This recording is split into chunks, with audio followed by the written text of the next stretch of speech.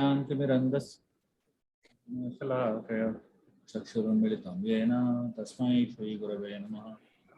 श्रीचैतन्यमनोभीष्टं स्थापितं येन भूतले स्वयं रूपकदामह्यं ददाति स्वपदान्तिकं। वन्देऽहं श्रीगुरु श्रीयुतः पदकमलं श्रीगुरून् वैष्णवांश्च श्रीरूपं साग्रजातां सहगणा रघुनाथामृतं तं सजीवं साद्वैतं सावधूतं परिजनसहितं कृष्णचैतन्यदेवं श्रीराधा कृष्णपदान् सहगणा ललिता श्रीविशाखान्वितं च करुणा सिन्धु दीनबन्धु जगत्पते गोपेश गोपिकाकान्त राधाकान्त नमोस्तुते। तप्तकाञ्चन गौरांगी राधे वृन्दावनेश्वरी वृषभानुसुते देवी प्रणमामि।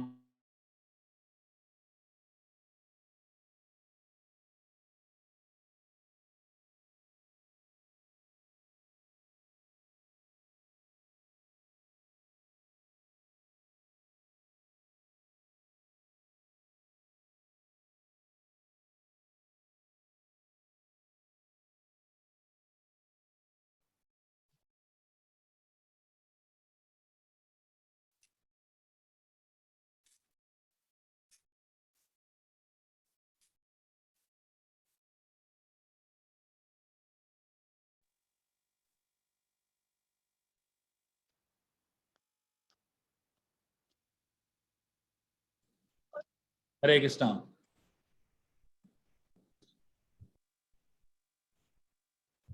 One second.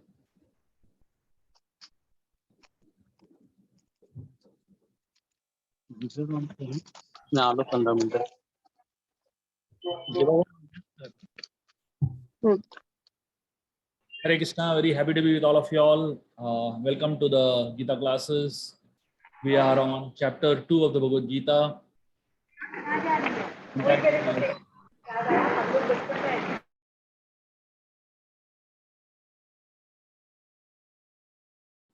Please, whoever is hosting, Shilpa Mataji, Madhuri Mataji, please don't mute me. You can mute everybody else. And don't do the mute all button. You just have to, whoever is making the noise, mute them individually. Okay? Yes, Prabhuji. Thank you. So the chapter 2 of the Bhagavad Gita is entitled as Contents of Gita Summarized. And we are going to get into a very interesting section of this, of the second chapter, which is the thematic understanding of the chapter. So if you remember, the first chapter had a acronym called doubt, and if you remember, we had gone through every word of that acronym in detail, splitting the chapter into multiple parts. The acronym for chapter 2 is Guru, G-U-R-U, and we are in the first part of the acronym. Sorry, the acronym for this chapter is Gita, and the first word of the acronym is Guru, which is the first 10 verses of this chapter. So this is the section in which we are. If you just to kind of recap what we have so far, we had spoken about how Arjun was stuck in a quicksand, and he had reached a stage of indecision. And at that point, we spoke about 4 qualities of Arjun that made him receive the knowledge of the Gita. And the 4 qualities, if you remember, we spoke about was mind and sense control. We called this Sama and Dhamma. Dhamma means control of the senses. And Uparati, which means indifferent to the idea of the world. Then we spoke about Titiksha. Titiksha is tolerance. And then we spoke about Shraddha, faith in the words of Krishna. So this particular section, or rather, the second chapter, the beginning part, it actually talks about the idea of surrender, Sharanagati, In fact, this verse that we're going to be talking today, specifically the verse number 7, is considered the turning point in Arjun's life. And a lot of us must have experienced a turning point in our lives due to some incident, due to some event, due to something that has happened to us. It could be good, it could be bad, it could be traumatic, anything. Every one of us have gone through one situation or one event that has been a turning point in our life. Interestingly, when we are going through a turning point, at that point, we don't understand it's a turning point. At that point, for us, it is a trauma. It is a calamity many times. It is a total destruction of oneself. Interestingly, to create something, there has to be some amount of destruction involved in it. So a lot of times, the way the world functions, the way God creates this world is He allows the world to first destroy us, and then something powerful gets created out of it. So in one sense, if you look at this point, Arjun is in the point of breakdown, completely broken down. And now the turning point is happening in his life. And fortunately, at the point of your breakdown, if you come across a devotee, that will completely transform your life. At a point of breakdown, if you come across a materialistic person, that person will take you on a ride. He'll take you to the bar more often. He'll take you to drugs or smoking or something else, which is, and nowadays, movies and stuff like that, which are almost like numbing the mind, right? So when we understand this idea of surrender in the right way, in the right context, it will help us to connect with God in a more powerful way. So this verse that we're going to be discussing today, today's session, and the next session, the next week's sessions, are really powerful in helping us understand the concept of surrender, in helping us understand how to make the turning point in our life very, very valuable and very, very powerful. The word surrender, it looks very scary. It sounds very scary also, Now, what does surrender mean? One of our monks in our temple has a very funny way of defining what surrender is. He says, "Sir, andar." You put your head inside. That's what the idea of surrender is. So under means what? Under the feet of the Lord. That's what it really means. Where we actually put our heads under the feet of the Lord and say, "My dear Lord, you please take care of us. You please handle us." So there are two rules that help a person in life, especially when if you want to have a really peaceful life. These two rules are very, very important. Failure should never go to the heart, and success should never go to the head. When failure goes to the heart, it causes depression, and when success goes to the head, it causes ego. And Arjun has reached a stage where he has finally come to the point of the true qualification for understanding the Gita. And you know what is the most amazing qualification to understand the Gita? Most crucial qualification to understand the Gita? The day you come to the conclusion that I don't know. The day you come to the conclusion that I don't,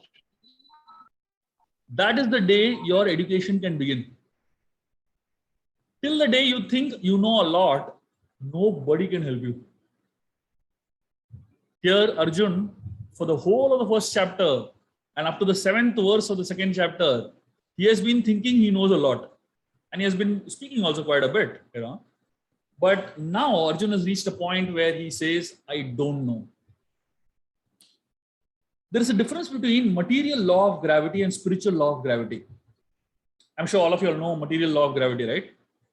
Newton's law of gravity, which says everything that high up always falls down. Imagine if that apple didn't fall on Newton's head, science would have been so much more easier and, different, right? So somebody said, how did Newton die? It said that Newton died after watching South Indian movies. Because, if you look at Rajinikanth movies, he couldn't bear the fact that Rajinikanth breaks all the laws of physics, which he invented one after another. Practically no law gets followed there. So the material law of gravity is whatever is high comes down, right? That's the material law of gravity. But the spiritual law of gravity is very different. The spiritual law of gravity says that whatever is low goes up. It's very interesting, the spiritual law of gravity. So in the material law of gravity, what is low doesn't go up, can never go up. Whatever is high comes down. But in spiritual law of gravity, for you to go up, you have to first be down. Only then you can go up. And that's what the idea of humility is. And that is what the idea of taking shelter, surrendering to a guru, to a teacher, to a spiritual master is all about. And that's what the whole idea of surrender is. One man went to a sadhu to gain knowledge. And the sadhu, before he could accept him as a disciple, he asked him, "What do you know?" And this man started speaking a series of things that he knows.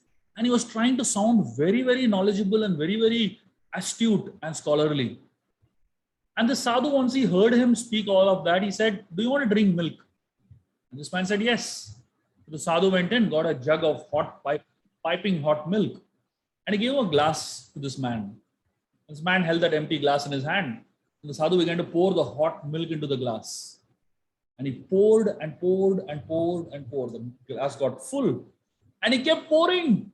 And the milk was like, falling all over and burning his hand. And this man began to scream, "Stop it, stop it." And the sadhu kept pouring for some time. And then he stopped. And this man asked him, "What are you doing? Why did you pour hot milk on my hand?" The sadhu explained to him, "This glass is you. When the glass is full, if I put more into it, it will only come out. It will not enter. It will not stay in." A lot of us, we approach the path of spirituality, we approach the path of studying the Gita with an idea that I know everything. At least half of India feels that they know everything. That's where the problem begins. So when you approach the path of spirituality, when you approach a guru, when you approach a teacher, when you approach the study of Gita with the understanding that I know everything, typically that is what Arjun was doing for the last one chapter. The first entire chapter, Arjun was trying to tell Krishna, "I know everything. I'm in control of my life. I'm sorted. I am intelligent."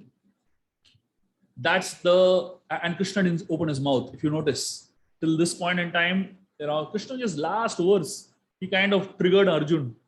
And now Arjun has realized that I don't know.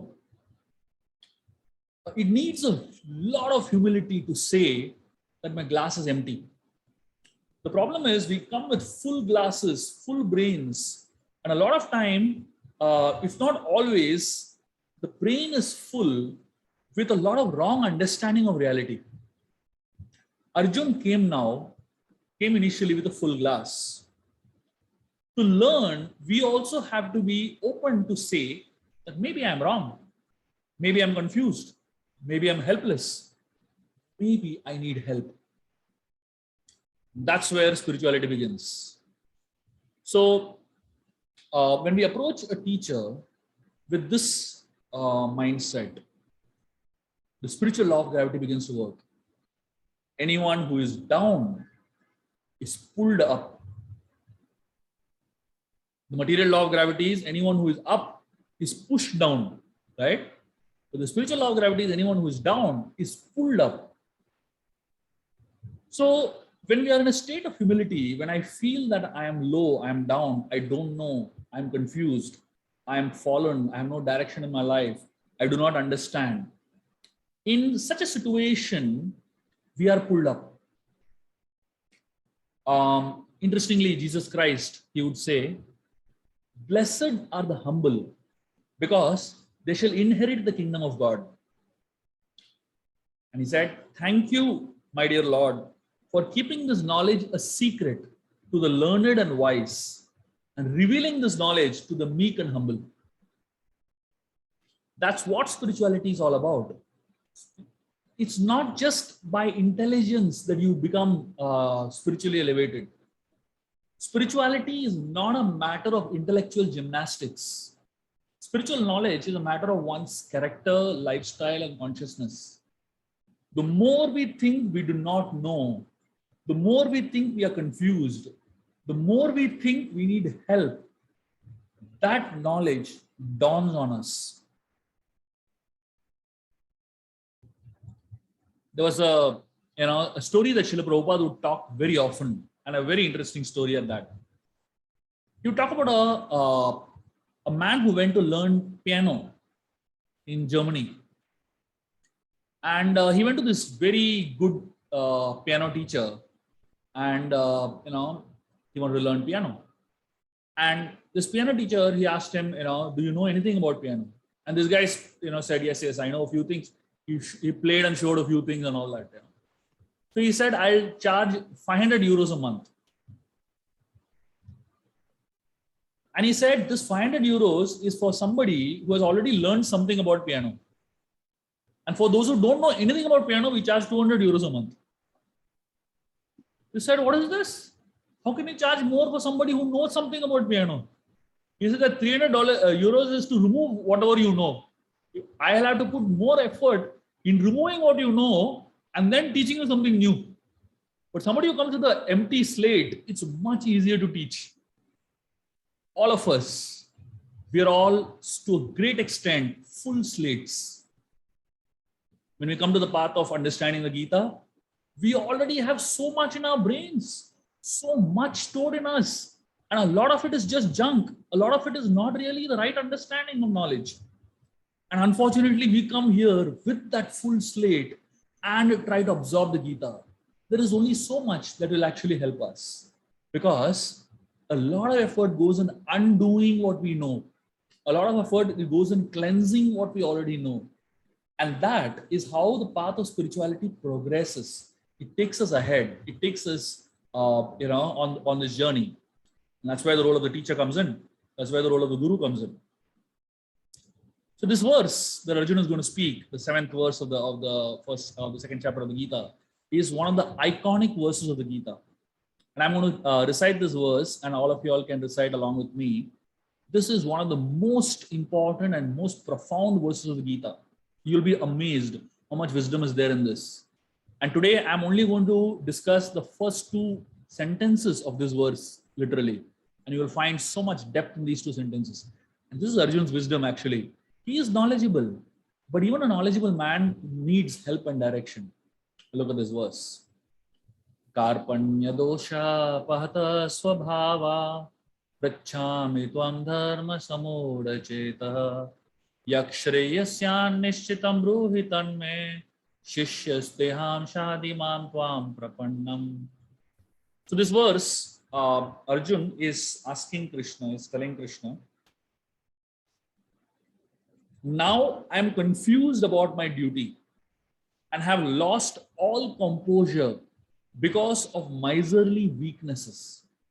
In this condition, I'm asking you to tell me for certain what is the best for me.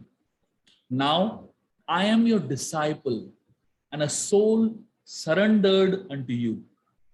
Please instruct me. Look at the words of Arjun. Isn't there such a massive difference in the words, the tone, and in the way Arjun was speaking so far?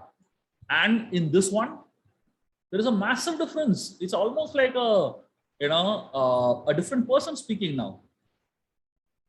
Arjun is trying to express his situation, and that is what we'll try to understand today. And this situation of Arjun is so very important for all of us to relate with. So the word samuda chetaha means completely bewildered, internally totally bewildered and shaken up. That's what the word samuda chetaha means. So Arjun at this point of time is in a state of bewilderment in what should he do. He knows that he will not be able to resolve the situation, and he has the honesty to conclude that he needs help. Why is he confused? Why is he confused? Arjun says, I'm confused. He's answering it himself because of what is known as miserly weakness. So Arjun is asking questions. The word prachami tvam dharma. So prachami tvam dharma here means asking questions. So Arjun now turns towards Krishna to ask question about what he should be doing. Everyone in this world is asking questions and receiving answers. Teachers ask students. You know, in this world, you'll find like every day in the morning when a bird gets up, the bird is asking a question: where am I going to find my next meal? Every day, a human being gets up in the morning, he's asking questions. Every animal on the street, when he gets up in the morning, he's asking questions, basically.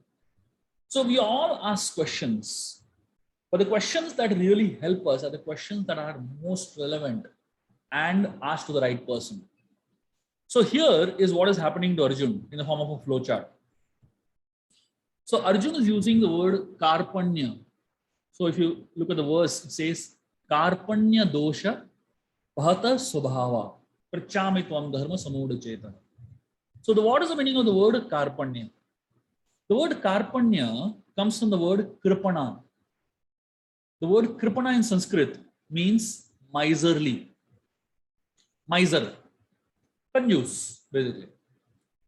So in Sanskrit, there are two words which are opposites: kripana and brahmana. The word kripana means miser or narrow-minded.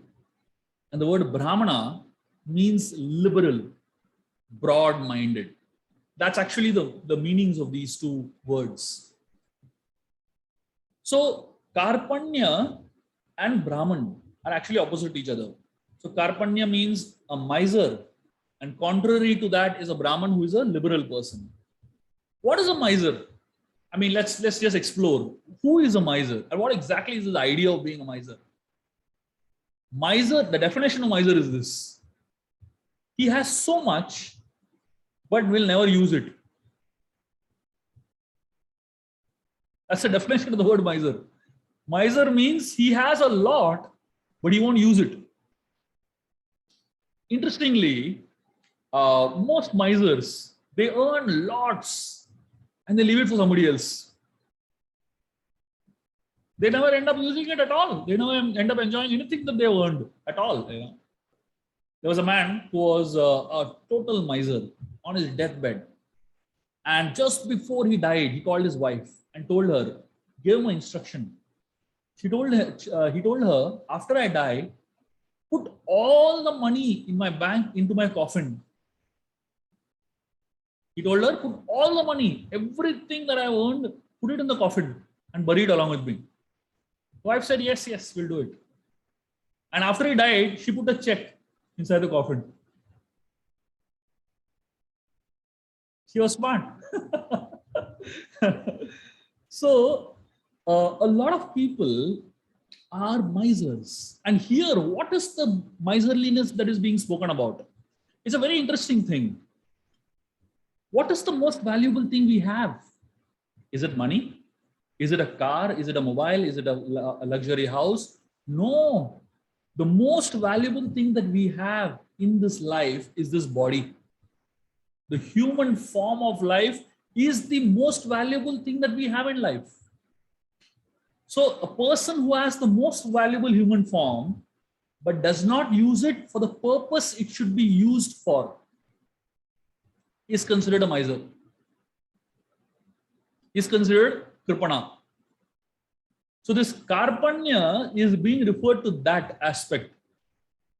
Someone who has such a valuable thing but doesn't know how to use it for the right purpose.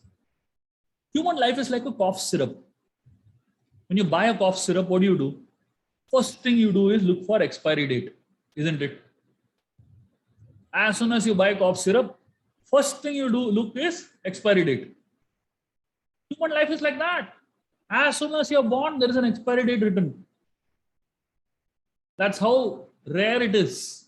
And that's how important it is to understand the value of it and use it for the right purpose. So, what does Karpanya lead to? So, if you look at the word Karpanya, as I said, it's someone who has the most valuable human form of life but does not know how to use it properly. That means he lacks what is known as spiritual knowledge. Karpanya leads to something else. It leads to what is known as dosha. Dosha. Please don't read it as dosa. It is not dosa, it is dosha. Sanskrit. So for a lot of people who are foodies, everything seems to be food only related. So what is the meaning of dosha? Dosha means weakness of heart due to possessiveness. So Karpanya leads to dosha. Dosha, it refers to being possessive of things, possessive of people. My food, my clothes, my wife, my husband, my relatives, my children, my. In Sanskrit, the word for goat, the animal goat, is ajam. Ajam, A-J-A-M. That's what the Sanskrit meaning of the word goat is. And the word Purusha Ajam. Purusha Ajam means he goat. When a person keeps doing my, goats are doing my, right? When a person keeps doing meh, it's me, mine, he attracts the wolf to come and eat him away. And the wolf is the wolf of time, basically. The reality is nothing belongs to us. Even this body doesn't belong to us technically. The problem of a kripana, somebody who lacks spiritual knowledge, is that we become possessive of things that actually don't belong to us. And that's what the word kripana means. So the one who lacks spiritual knowledge. The knowledge that nothing is mine. If the body is mine, if my body is mine, why do I not keep it at the moment of death? If it belongs to me, then let me control it. Say no to the Yamadutas. You cannot snatch this body away from me. You can't do it, right? Because it doesn't belong to us. So I am only a caretaker and not the proprietor. So a kripana thinks things are mine and does not use it. A brahmana thinks things are all God's. Let me use it for him. It's all God's things under my care. I'm not the proprietor, I'm a caretaker. The money is God's under my care. My family is God's under my care.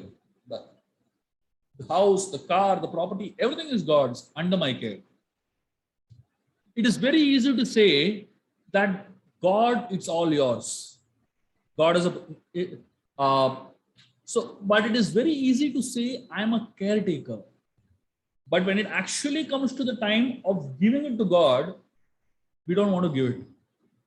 We will give it very slowly, So that's why the word karpanya, miserliness or the lack of spiritual knowledge, leads to possessiveness, which is dosha. So possessiveness means exploitation, basically. Let me explain how it means exploitation. So Krishna consciousness is a philosophy that teaches a husband that he should think that he is a servant of the wife. I'm the caretaker of this wife on behalf of God. I'm a servant of the wife. I should serve her in all possible ways. But the wife also should be thinking the same thing, that I am simply a servant of my husband.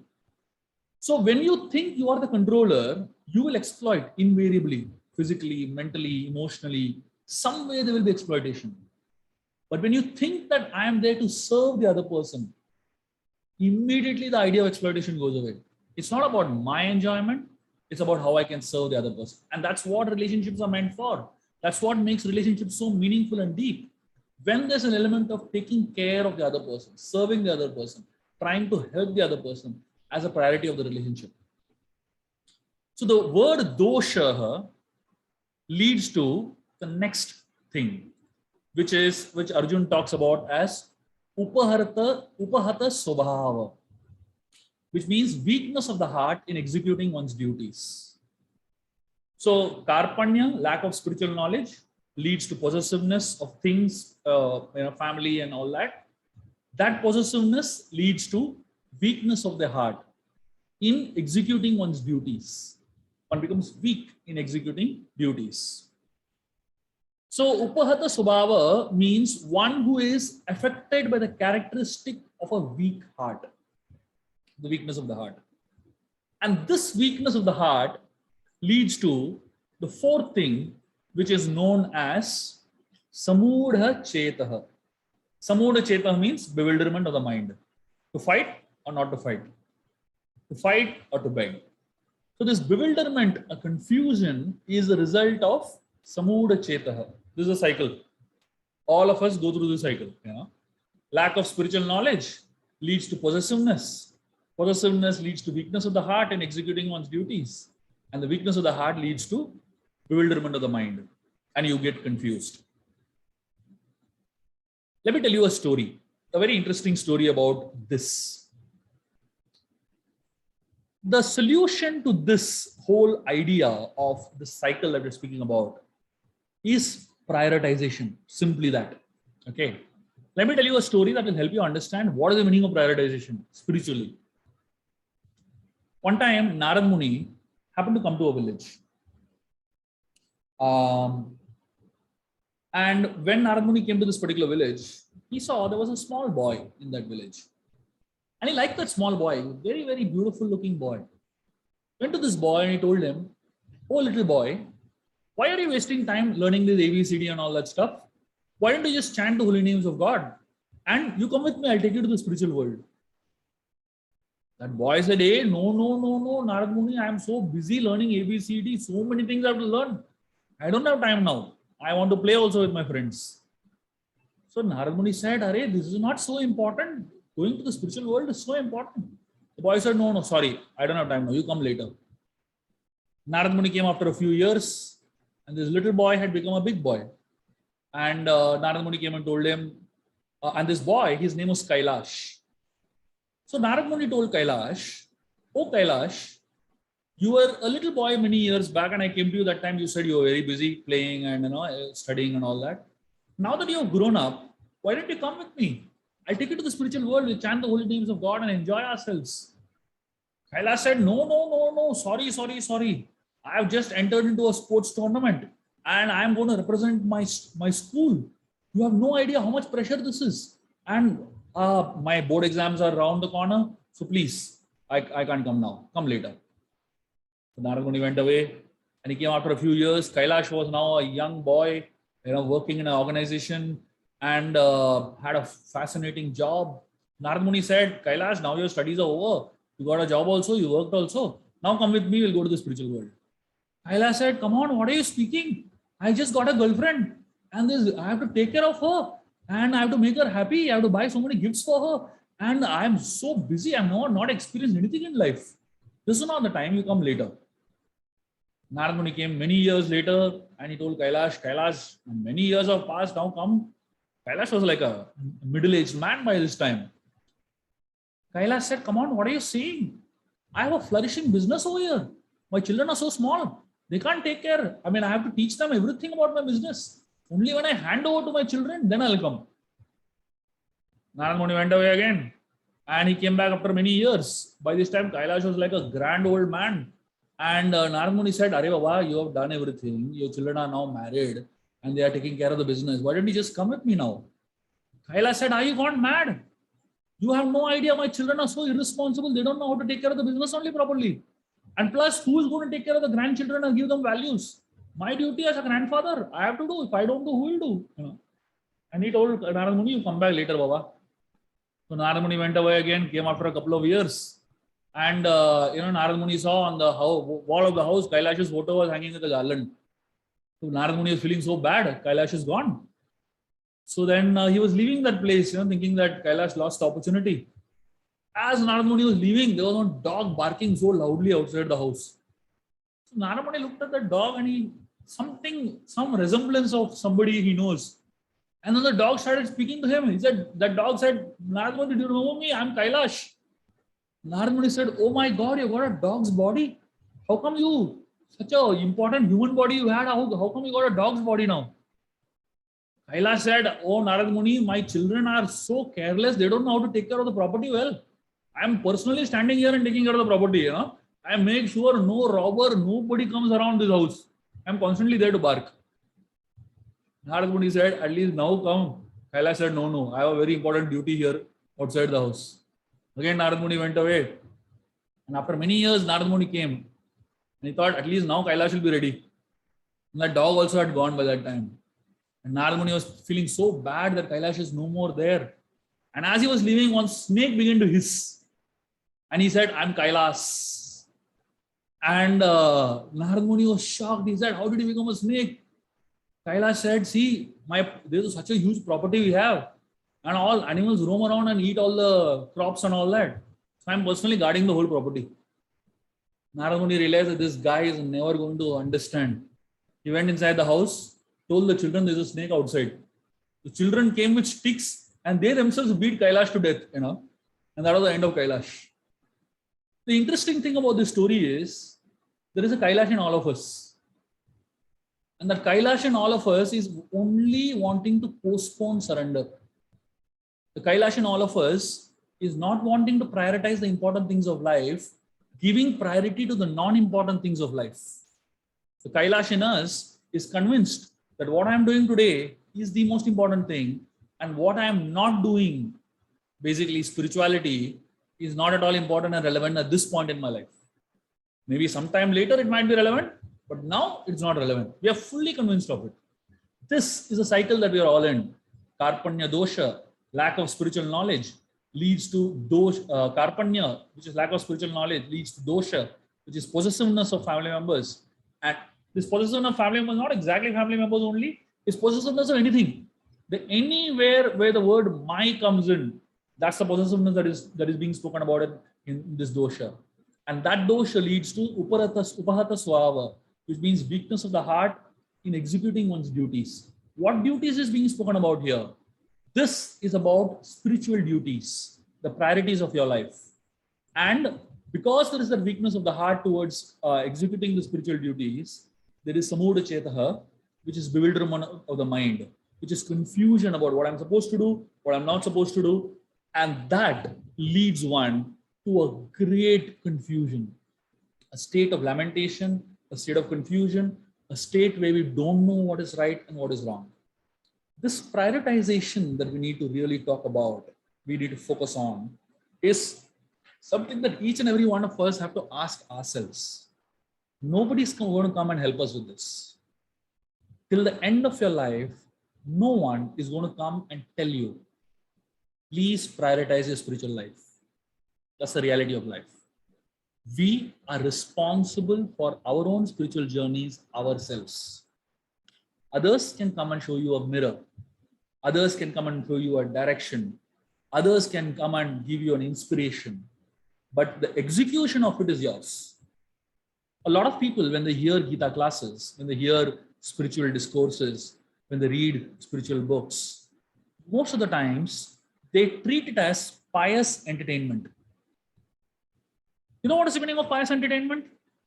Pious entertainment means I hear a lecture, I clap, I enjoy, I said, wow, amazing lecture. And then I go back and do whatever I want. Most people, when they consider spiritual knowledge as pious entertainment, they do not give it an application.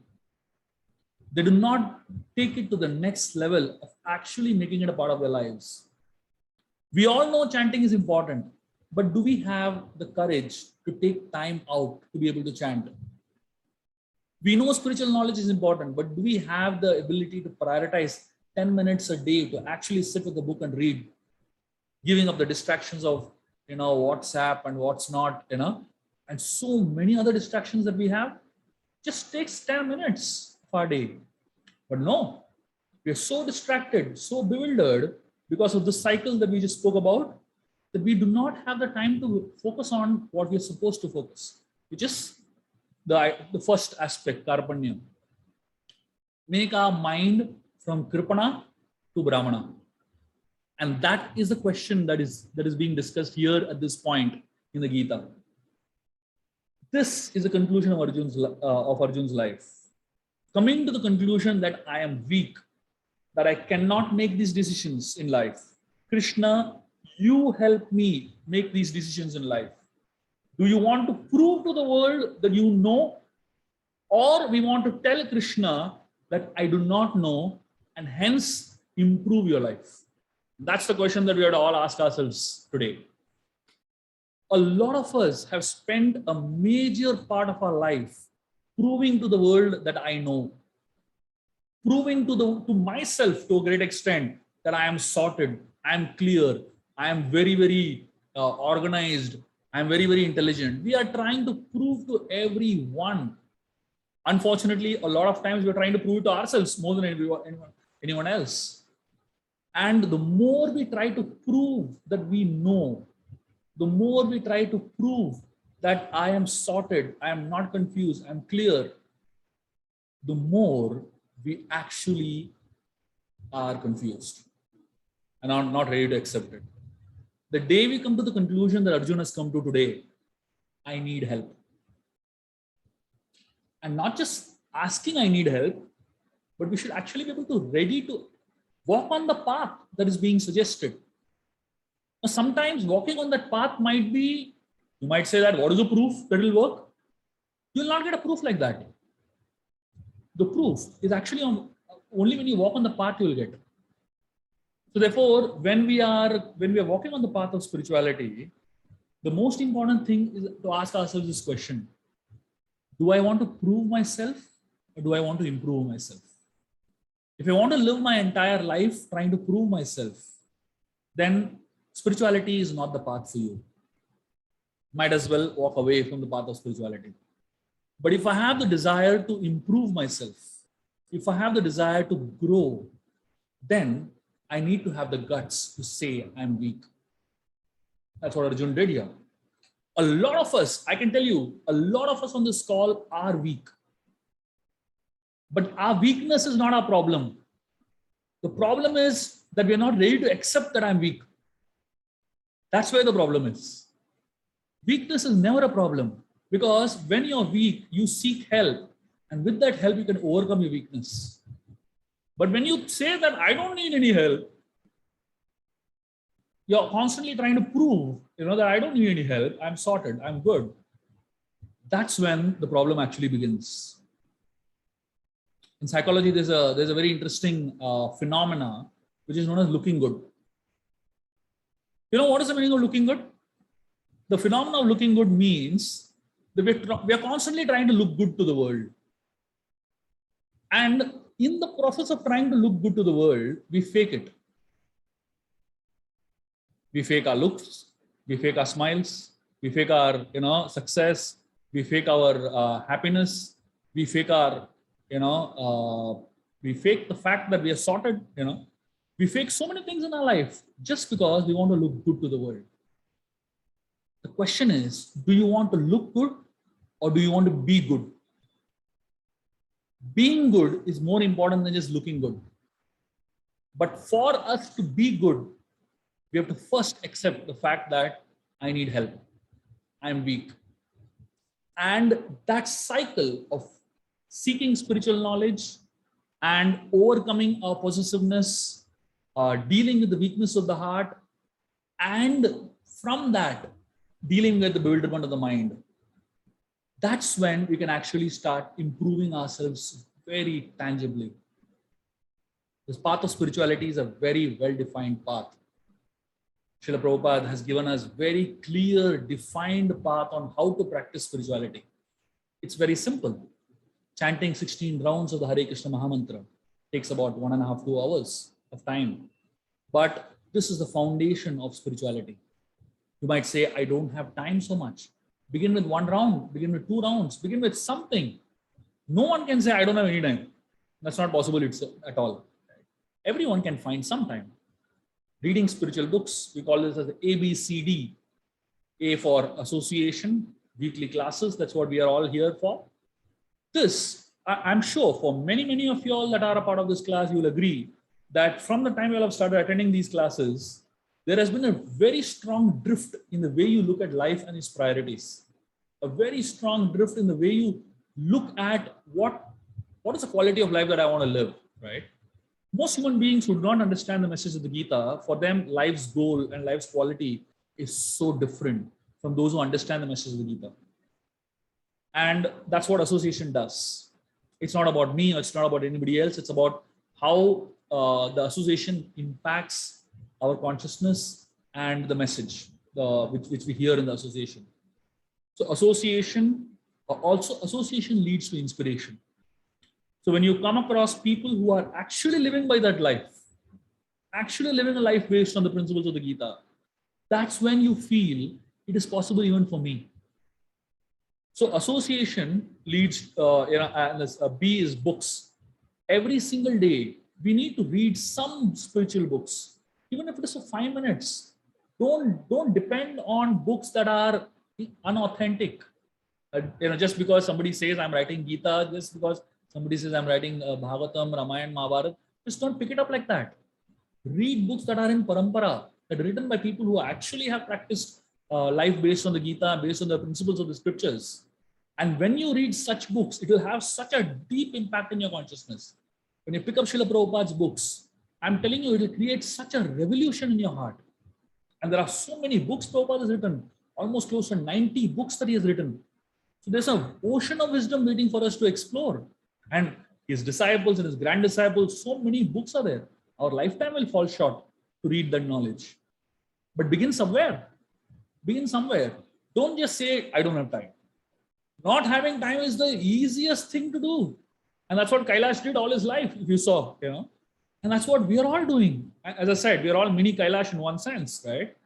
So before time falls short, and before we repent, saying that I wasted my entire life doing so many things, which are all important, but they're not the priority of our life.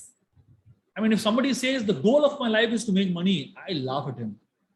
That's the saddest thing to have as a goal of life. Money is a means to live your life, but that cannot be the goal of your life. If your goal of your life is so shallow, imagine what principles you're living a life by. Imagine what's the priority of your life. And that's when people do anything for money, because that's the goal of their life. So association helps us define the priorities and goals of our life. Books help us sharpen our knowledge and intelligence to help us live based on those priorities that association has inspired us by. And then chanting, the process of chanting the Hare Krishna Mahamantra, this seals everything. The process of chanting the Hare Krishna Mahamantra, it makes our heart fertile for the path of spirituality. It makes our heart ready for the path of spirituality.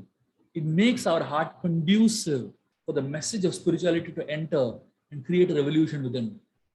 So we may intellectually hear classes, we may intellectually read books, but if you're not chanting, this knowledge will not transform to realization, which is experienced knowledge or which is wisdom. So if the knowledge doesn't transform into realization, into wisdom, that knowledge will more or less remain theoretical and unavailable to you when you need it the most. If you want the knowledge to be available to you when you need it the most, chanting is a must. The chanting of the Hare Krishna Mahamantra actually creates a fertile atmosphere in which the seed of knowledge can go in and germinate into beautiful plants of realizations. And then when you chant and then you follow a diet. Diet is simply offering food, whatever we eat, ideally vegetarian food that is cooked without onion garlic, which is cooked in a sattvic atmosphere. When we offer that food to Krishna and we consume that food becomes the source of nourishment, not only of your body, but of your soul. And that food actually becomes the very manure that helps the plant grow into beautiful bhakti creeper. So these four things are a very clear understanding that I am here not to prove myself, but to improve myself. So when we walk on the path of spirituality, this path of spirituality is a very defined path. The path of spirituality is a very clear-cut path. And the path of spirituality is a science. What is the meaning of science? Science means that if anybody does the same experiment, you'll get the same results. That's what science means, right? If somebody 50 years before did the same experiment and 50 years later does the same experiment, same result will come. If every time different results come, then it's not science. So the path of spirituality is a science, which means anyone who practices it in this way that is prescribed, you will get the same results. And therefore, let us walk on this path that has been trodden well by the great saints, by the great acharyas. When Lord Ram was traveling with Vishwamitra Muni, there was a small section where they had to cross a river. And at that juncture, Ram, Vishwamitra Muni and Lakshman were wondering how to cross the river. And at that point, Vishwamitra Muni made an amazing point of Lord Ram. He said, let us walk on that path that has been taken by the great souls. And there was a small path in the river where the river actually was very shallow. And that's the path where the sadhus would actually walk on. And Ram, Lakshman and Vishwamitra Muni walked on that path and crossed the river. And this is exactly applicable for all of us in our lives. We may be intelligent and smart, but when it comes to the path of spirituality, we all need help and we all need direction. And when we tread on the path that has been explored by the great saints, that has been prescribed by the great saints, it is a path of self-improvement for sure. And that is a path that we all have to take. Let us stop trying to prove to the world that I know. Let us stop trying to prove to ourselves that I know. Let us stop trying to prove that I am sorted and I am fine, everything is looking good, And let us start walking on the path of improvement. Let us start walking on the path of trying to improve ourselves inch by inch, day by day. Hare Krishna. I'll stop here. We can take some questions and discussions, please.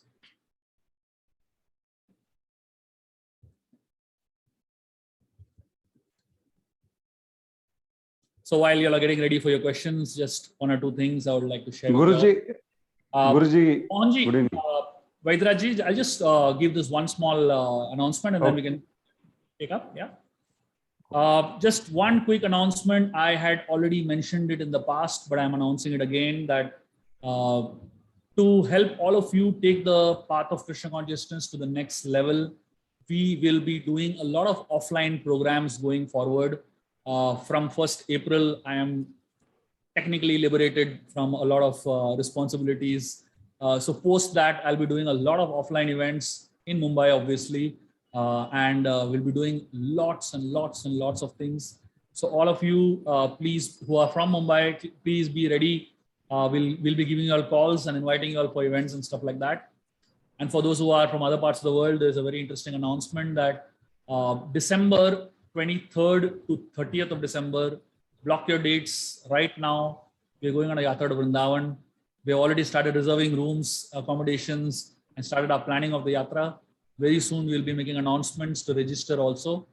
But I'm giving you all a very, very long heads up to block your dates to make sure that all of you all are with us. I can assure you that this one trip will be the most life-transforming trip that you've ever gone on in your life. It'll be worth all your time, effort, resource, money, everything, and you'll not come back the same person for sure. Vrindavan is magical; it has a power to transform, and in the association of loving devotees, it really can take you to the next level. Okay, so these are some announcements that I wanted to make. Before we can take up questions now. Vadirajji, please go ahead. Okay, just now you were saying about ABCD steps to imbibe these qualities, prove to improve, sir. A, you said association leads to inspiration. What are B, C, D, sir? Just can you elaborate on books, chanting. Yeah. Mohanji, go ahead. Books, chanting. D. Diet. That, so thank you. A Thank is you. association, B is books, C is chanting, and D is diet. Sure. Thank you, sir. Thank you. Okay? Thank you. Sir, good evening. Yes, Mohanji. Hare Krishna ji. The thing is that what you said is very true. I have just spent about 43 years in my private practice as a surgeon. And I'll tell you something. Nowadays, we are having students who come down to us. I'm still in practice, very much active in my practice. And we have students coming to us and telling us we know everything. And they are the students who have graduated in 2020 and they have done their internship, virtual internship from 20 to 21. And they come and expect us to give the patients to them. So how do we tackle them? Because it's a very tough going as far as we are concerned in tackling them. Yeah, absolutely. And even today, after 43 years, I can't claim I know everything in surgery. I mean, I feel I know about 2%, 3%. Absolutely. That's a sad situation, but we need to patiently help them understand it. So virtual doctors. Thank you. Umaji?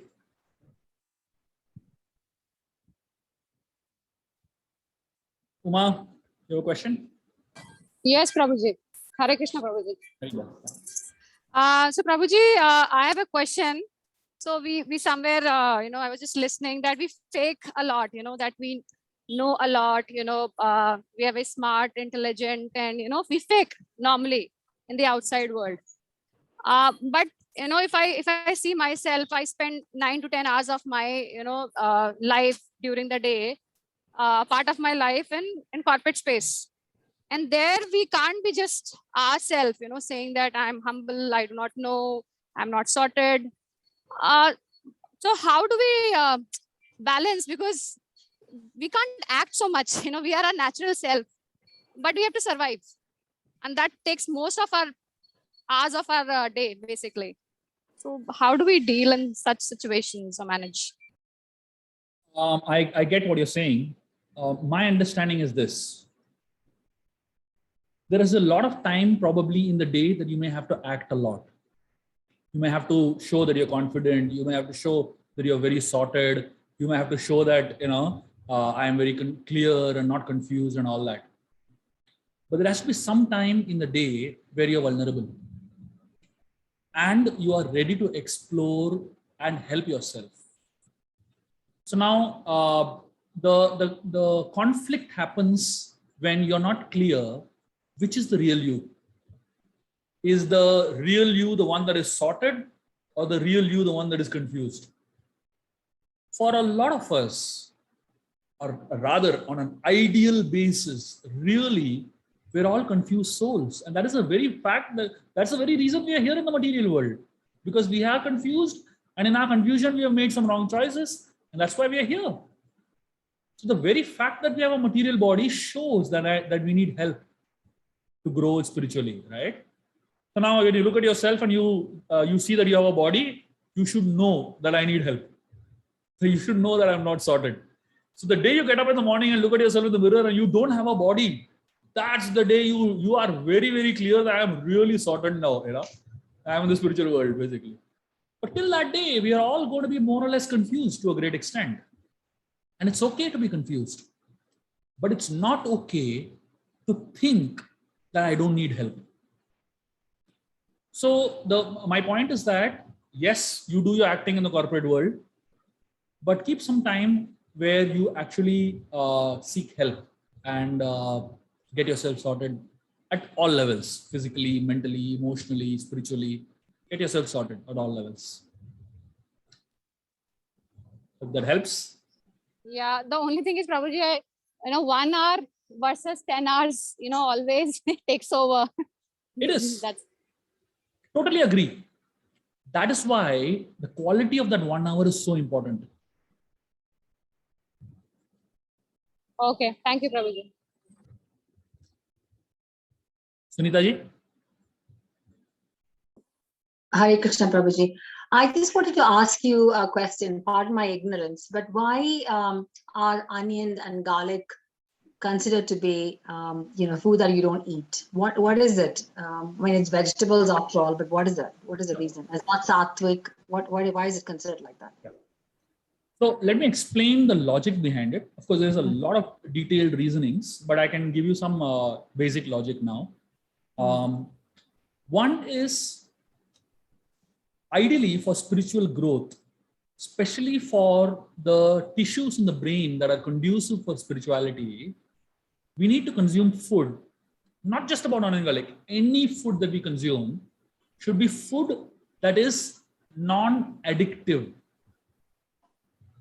Non-addictive. So any food that creates craving, it's controlling your mind. And that food is not good for your spiritual growth. And if you understand onion garlic, you very well understand how it creates cravings, right? Does it? Isn't it? So that is the problem.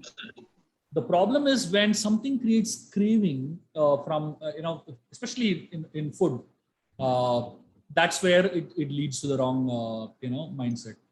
Obviously, it is not wrong. I mean, it is not bad as such. It's not like something that is considered to be sinful or anything like that. It's just something that we avoid from the point of view of those cravings, basically. Because garlic can also supposed to have some medicinal properties as well. Yeah. Medicine is fine, but medicine is not food. There's a big difference between medicine and food. Right. I mean, so people take it in view of that. So it's like, okay, now you can't eat garlic. So it's like, you know what I mean? It's like this, you pop a tablet in when you're sick, right? You take a crocin. Do you eat crocin like 1 kilo? Obviously you don't, right? When you need it, very, very consciously you eat medicine. So when you need it, you eat if you like as a medicine, but don't make it your diet. The medicine cannot be your diet. There's a difference between a diet and medicine. So if you want to look at the medicinal effects of it, treat it as medicine and consume it as medicine. That's fine. But the moment your medicine becomes a diet, it creates more issues. Understand. Okay, thank you. No, wait. Oh, sorry. Okay, a totally unrelated question. How did your exam go last week? Oh, fantastic. Okay. Thank you. Thank you. Okay. Lenin? Good evening, Prabhuji. In one Yes. of your preachings, you said we'll have to nourish the soul. So how can one nourish their soul? So specifically the process of chanting is actually the most powerful way to nourish the soul. It's like, see, we all have a bath, right? We have a bath every morning, and hopefully, so when we have a bath, it cleanses the physical self. It cleanses the body. And when our clothes become dirty, we put it for a wash, and it cleanses the dirt. But obviously, when we have a bath, the physical body gets cleansed, but the spiritual body, which is within us, that doesn't get cleansed by the process of bathing. So the cleansing of the spiritual self happens through the process of chanting. When we chant the holy names of the Lord, it's like the soul being bathed in a constant flow of nectar. It's like bathing the soul and cleansing the soul through the process of chanting the holy names of the Lord. And that's why it is called Ch2 Darpana Marjanam. The word marjan is used for chanting. Marjan means cleansing. Not only the process of chanting, but also the process of any kind of service that we do, even reading of books, even cleaning a temple, even offering food to the Lord. All the spiritual processes are marjanam. It's our cleansing processes that slowly cleanse away all our anarthas and help us absorb in higher tastes. Rashmi? Haribol Prabhuji. Yes. Prabhuji, my question is as a parent to you. Prabhuji, being a doctor, मैंने बहुत life में मजा किया है, hostel life, party, everything. And now I have got a taste of Krishna. But I am inspiring. I'm trying to inspire my kids to go into it because I have tasted both the aspects. And I realize that the real satisfaction and peace lies here. You are muted. You're muted. तो जी मैं hardly अभी कुछ ही जप कर पाती हूँ, लेकिन मैं अपनी बेटी को बोलती हूँ कि Bittu do it, it's nice. I am just scared that she has not seen the other aspect of it. तो उसकी कभी लाइफ में वो जब देखेगी that party is okay, this because now I no more enjoy this, so I don't go it. So आसक्ति या inclination, and then ऐसा कुछ कंफ्यूजन सा होता है मुझे कभी कभी, और मुझे खुद को ऐसा मैं केपेबल भी नहीं लगता कि मैं उसको इंस्पायर कर सकूं. तो कैसे मतलब उनको बोलने का? How old is your child? She is 8 years old and she is your big fan. She's always listening. Hi. Hari bol. Okay, so let me give you my thoughts on this. Okay, the first thing is we do not push children to do anything. Yes, Prabhu. We inspire them to do things that they love doing. If they love to hear a lecture, please invite them. They can hear. But if they don't love to do it, don't force them to do it. If they love to chant, they one day see you chanting nicely and come up and say, I also want to chant. Then you give them beats and inspire them to chant. But if you push them saying that chant, they will not do it. Rather, at some point they will do it maybe for some time and then they'll start rebelling, basically. See, the nature of human mind, especially children's mind, the nature of the human mind is that when it is pushed to do something it doesn't want to do, it rebels. But when it voluntarily chooses something, it assists. So you should create an atmosphere where your child makes the right choices. You do not create a situation where the child is forced to choose something, though they don't want to choose it. You understand? So our role as parents is only to create an atmosphere that helps the child makes the right choice voluntarily. Remember, free will is one of the most important things in spiritual life. When I do it because I want to do it, right? That's all. That's my thought on it. Okay. Okay, thank you, Prabhuji. Uma, you have another question?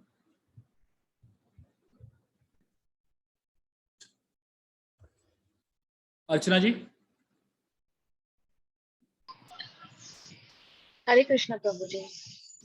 Prabhuji, in the initial classes, you had mentioned that we'll be having a workshop for people like us who don't know how to offer bhog to the Lord, Right. and things like that. So, Right. been waiting for it for quite some time now. Yeah, we'll do it soon. My bad. It's on my mind. It's just that I'm too many things happening. I'll try my best to prioritize some time for that. Okay. Thank you for reminding me. Thank you so much. Anyone else? Any other questions, comments, anything to share, thoughts? Okay, great. So it's a great pleasure and honor to be with all of you all doing these Gita classes. I've done many Gita classes in the past, but I think this batch that I'm doing for one of the best batches that I've done so far, and the quality of questions and the consistency with which so many of you all attend is just commendable. I really appreciate your patience, your enthusiasm, your faith, and your desire to grow in your spiritual lives. And I'm very much happy to be a part of your journey. Thank you very much. Hare Krishna. Thank you, Prabhuji.